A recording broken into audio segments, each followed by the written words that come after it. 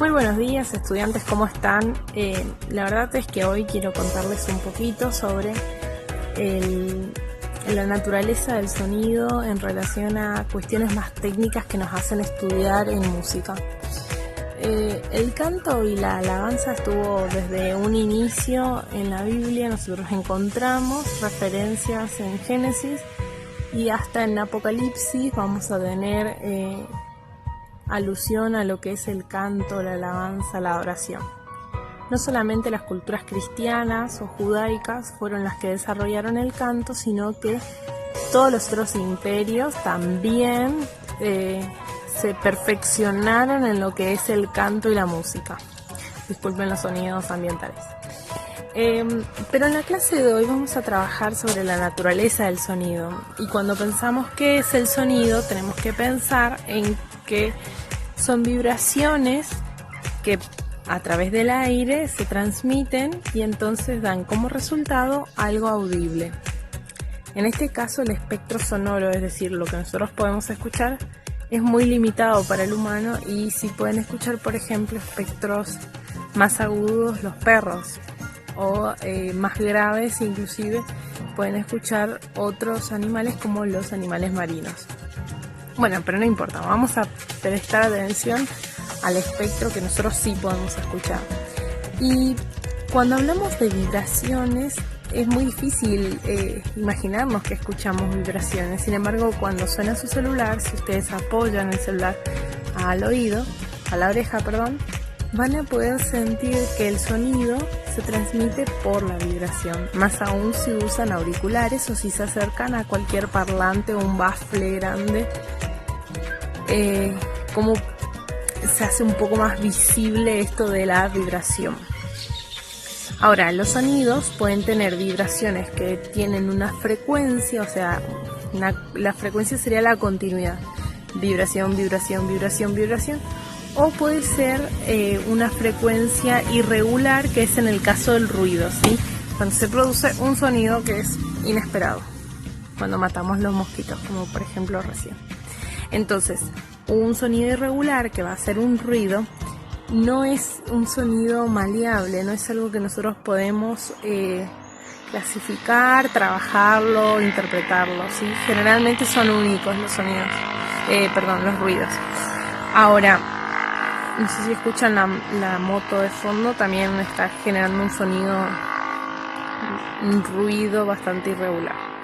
Ahora, cuando la frecuencia es continua, podemos hablar de sonidos, ¿sí? Sonidos que nosotros le podemos poner nombres, y a esos sonidos que le podemos poner nombres le llamamos notas. Y según la frecuencia continua de ser sonidos, de tener vibraciones más rápidas o más lentas, las notas van a ir desde más graves hasta más agudas. Cuando hablamos de grave, hablamos de sonidos que son más gruesos, le dicen los chicos. Y cuando hablamos de aguda, estamos hablando de esos sonidos chillosos. ¿Vieron cuando le compran la flautita al hermanito? Que son bastante especiales en su interpretación musical con una flauta, o cuando el profe de educación física toca el silbato. Estamos hablando de sonidos agudos, muy agudos.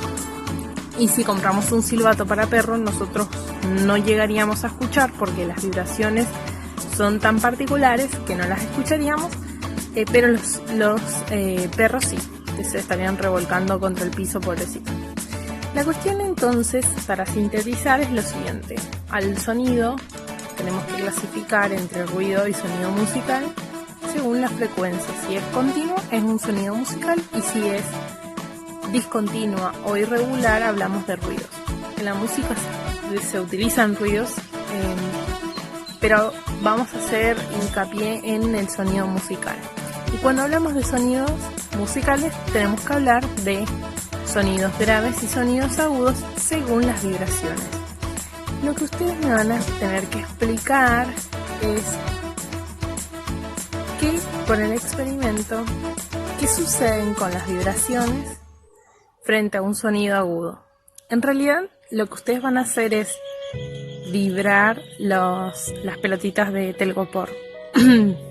Pero es como ver al revés, en realidad el sonido ya tiene esa vibración y se va a transmitir en un medio tenso como es el plástico para generar esas vibraciones, o sea, esas mismas vibraciones que genera el sonido, generarlas en las pelotitas de telgopor. Es un experimento sencillo que inclusive lo hice en primaria, pero me parece que es re interesante para poder ver, o sea, visibilizar las vibraciones, lo que pasa. Entonces, ustedes van a tener que hacer el experimento, pero los materiales que usen y las formas pueden profundizar muchísimo. Inclusive pueden probar en distintos medios cómo se transmite el sonido en el agua, se me ocurre, en el aire, frente a una superficie de metal, de madera, de plástico,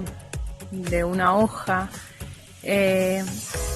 Lo que tiene que quedar en claro es qué hace que un sonido sea agudo o grave en función de la frecuencia de vibraciones.